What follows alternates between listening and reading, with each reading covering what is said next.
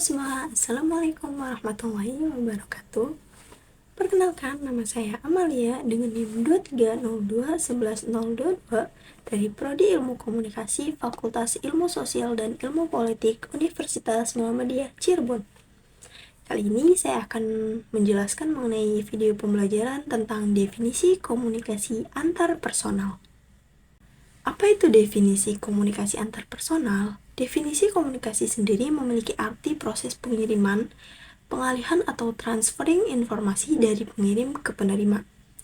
Menurut Operario dan Fisker 2001, yang membedakan dengan komunikasi antar personal adalah beberapa aspek seperti jumlah komunikator dan komunikan, kedekatan fisik, sifat kesegeraan umpan balik, jumlah saluran sensoris yang digunakan, derajat formalitas, dan hakikat tujuan komunikasi. Nah, lantas apa saja sih definisi komunikasi antar personal menurut para ahli? Yang pertama, menurut Tan dalam Liliweri 1991 mengemukakan bahwa komunikasi antar personal adalah komunikasi tatap muka antara dua orang atau lebih.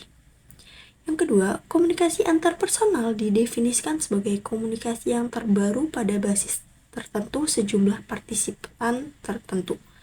Komunikasi antar personal terjadi antara dua orang ketika mereka mempunyai hubungan yang dekat sehingga mereka bisa menyampaikan umpan balik segera dengan banyak cara. Miller 1978. Sudut pandang terhadap definisi komunikasi. Judkins, Joel, dan Rubin Bergstrom 2005 dalam A Summary of Interpersonal Communication Theories mengungkapkan bahwa ada banyak variasi definisi komunikasi antar personal yang tergantung dari sudut pandang dan bagian mana definisi itu ditekankan. Beberapa definisi komunikasi antar personal dengan tekanan pada aspek-aspek tertentu antara lain. Yang pertama, tekanan pada kebutuhan antar personal, yaitu kebutuhan sosial. Komunikasi antar personal dimaksudkan sebagai komunikasi antara dua orang untuk memenuhi kebutuhan sosial mereka, sebagaimana yang diberikan oleh William dalam Liliweri 2015. Sebagai manusia, kita memiliki berbagai kebutuhan sosial yang perlu diupayakan untuk dipuaskan melalui komunikasi dengan orang lain.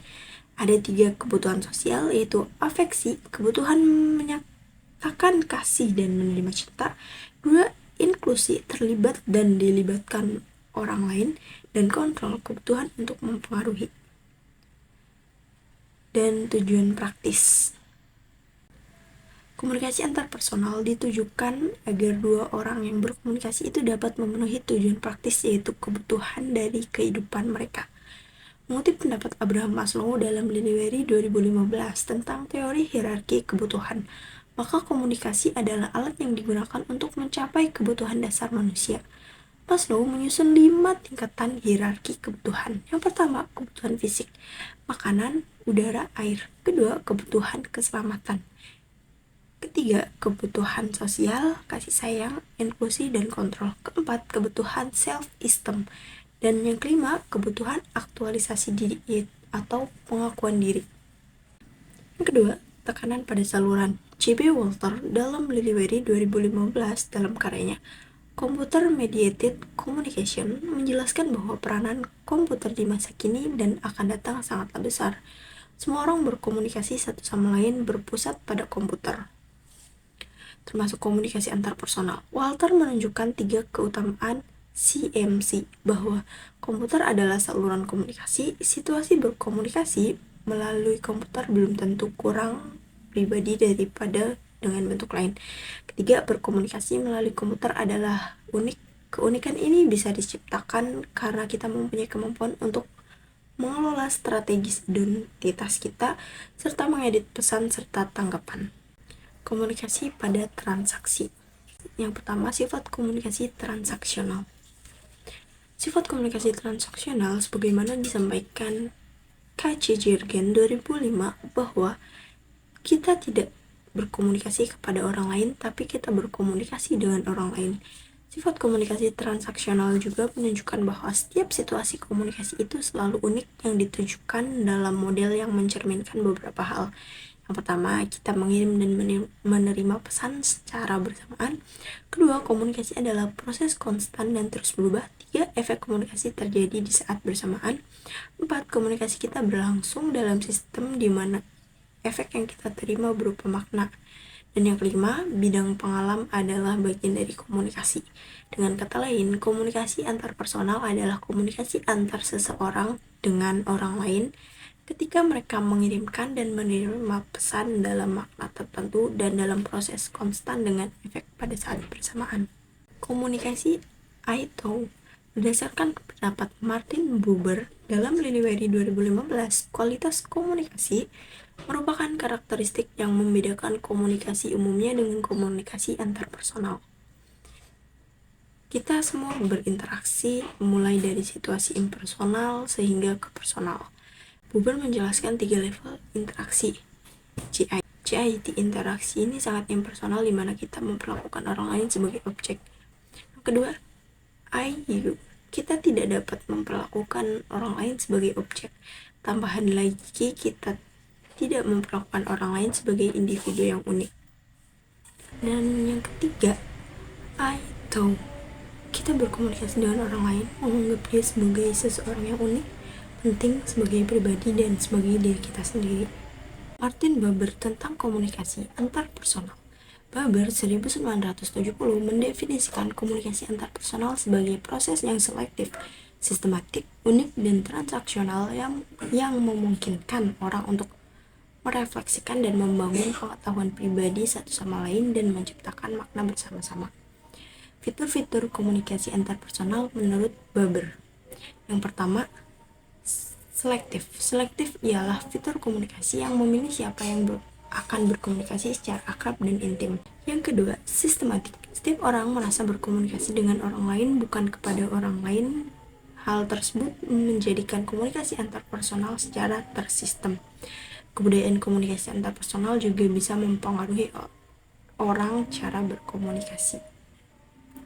Yang ketiga, unik. Yang terjadi dalam keunikan ini karena setiap orang berkomunikasi mempertimbangkan interaksi dan relasi antar personal dengan segala kekurangan dan kelebihannya yang tak tergantikan. Yang keempat, prosesual. Komunikasi antar personal merupakan proses yang berkesinambungan di mana setiap orang yang terlibat di dalamnya menjadi lebih pribadi karena berkembang dari waktu ke waktu. Yang kelima, transaksional.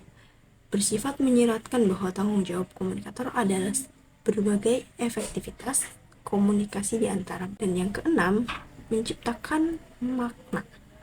Makna sangat penting bagi komunikasi antar personal, di mana ketika dua orang berkomunikasi antar personal, maka akan terjadi bahwa kedua orang itu memiliki makna pesan dengan mencari tahu apa yang diucapkan.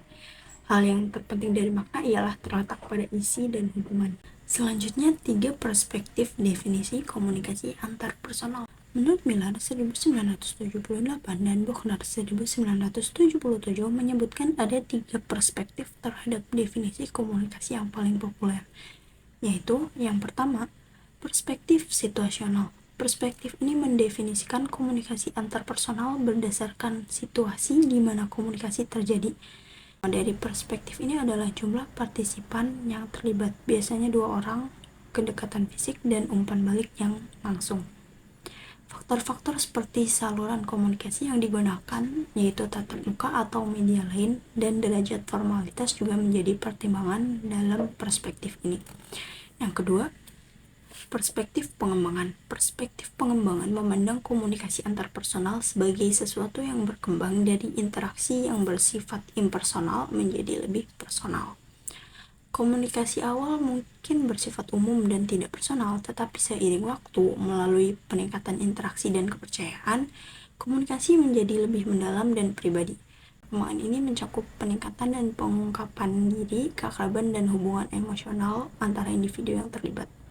Yang ketiga, perspektif interaksional. Perspektif interaksional fokus pada proses interaksi itu sendiri, termasuk bagaimana pesan dikirim, diterima, dan ditafsirkan oleh para partisipan. Ini menekankan pentingnya pertukaran dan timbal balik dalam komunikasi. serta bagaimana makna diciptakan dan dipahami secara bersama. Perspektif ini juga menekankan pentingnya dinamika hubungan yang terus berubah antara para pelaku komunikasi, seperti negosiasi makna, pola komunikasi, dan efek dari interaksi terhadap hubungan tersebut. Sekian materi mengenai definisi komunikasi. Adapun kekurangan dan kesalahannya saya mohon maaf, dan terima kasih sudah menonton. Wassalamualaikum warahmatullahi wabarakatuh.